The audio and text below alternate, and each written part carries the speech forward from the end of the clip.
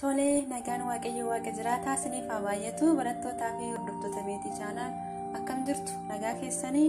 an nagaa kootti galata waaqayyo isinis baga nagaa keessan taatanii warri reefu gara meetii chaanalitti haara dhuftanii welkaam noora baga nagaan dhuftan akkasuma hordoftoottan immoo baga nagaan turtan jechuutiin barbaada warri immoo viidiyoon kun isiniif haaraa ta'e meetii chaanal subscribe gochuudhaan na hordofaa isin jechuun barbaada wantoota baay'ee meetii chaanal argachuu dandeessu akkasuma viidiyoo kanallee laayikii otoontu qeemmiran darbina isin jechuutiin barbaada kabajaaf jalala guddaadhaanii gaaffii fi yaadni yoo jiraate immoo komentirratti na barreessuu dandeessu arra qabadhe kanan yaadde maarsitanii maal argaa jirtu amma timaatimii dhamti timaatimiin kun egaa baay'ee bareeddii gaafa laallu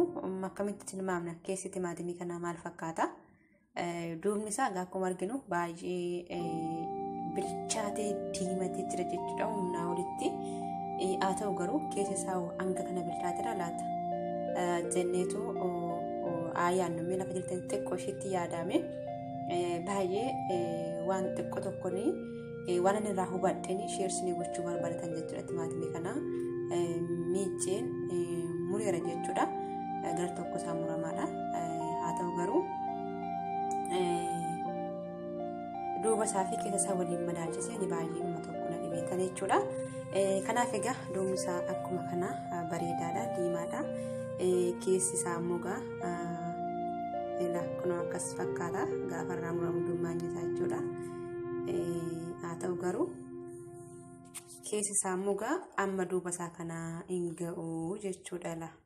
keessi isaa kana fakkaatan bishaanne jechuudha kanaaf duubni isaa garuu baay'ee diimatee jira jechuudha haa ta'u garuu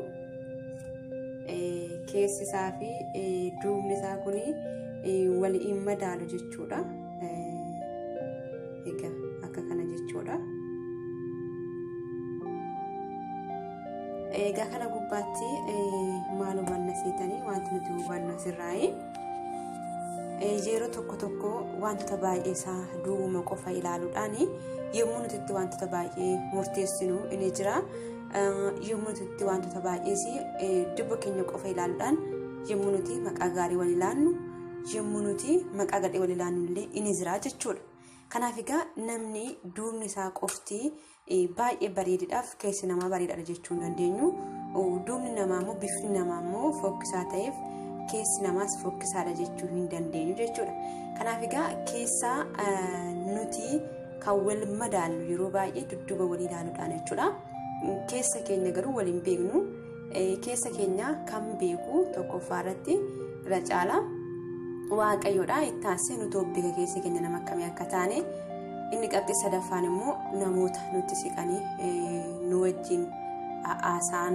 yeroo hunda walitti dhufeenya qabnu waliin dudubbannu amma tokko guutumaan guututti dhibba keessaa dhibba ton ta'een maybe percentage 75 amma tokko nu beekuu danda'u jechuudha kanarraan kan hafee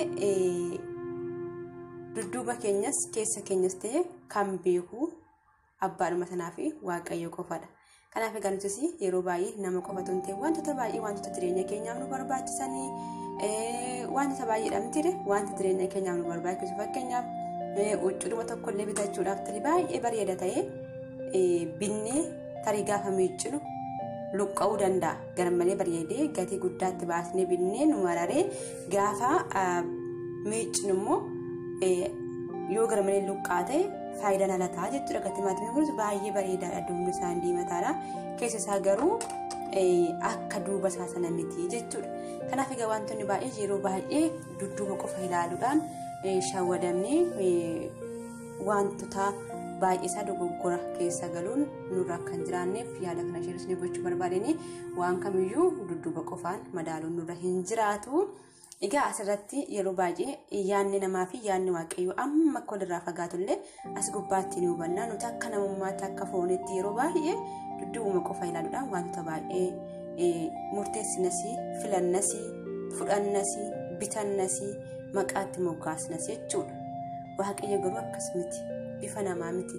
keessa namaadha kan inni ilaalu jechuudha yeroo daawwitiin yeroo Daawiti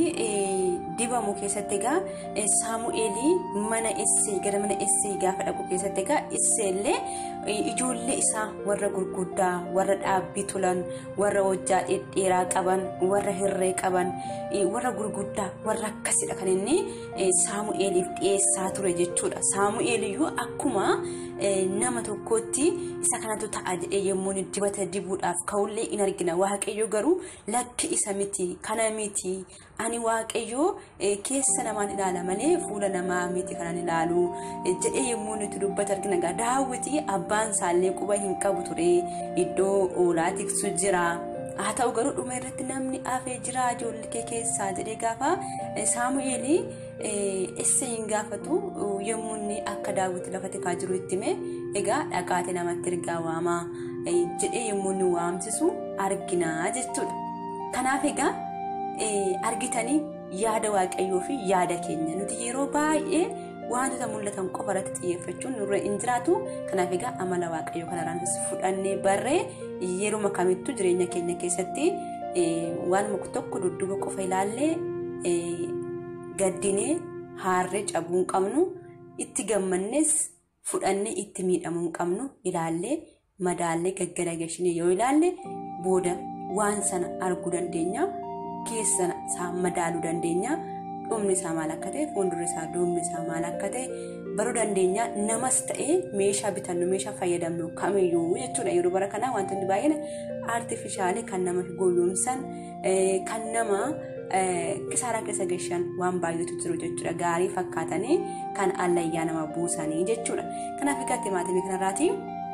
waan nu badhee yaada keessa waan dhufeefan isiniif qoode jechuudha. Kanaaf wanti hundumtu akka bakkeetti mul'atu ton ta'in keessa waan sanaa keessa namaatu murteessaadha isiniin jechuufanii. Kanaaf egaa timaatimiin kun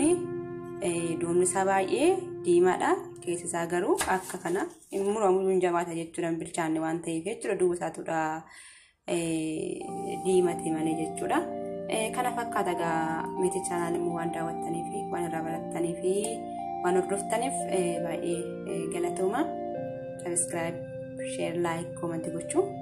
hin dagatinaa jechuun barbaada. Nagaa keessan ta'a lafa nagaa jiraadhaa nagaatti tura.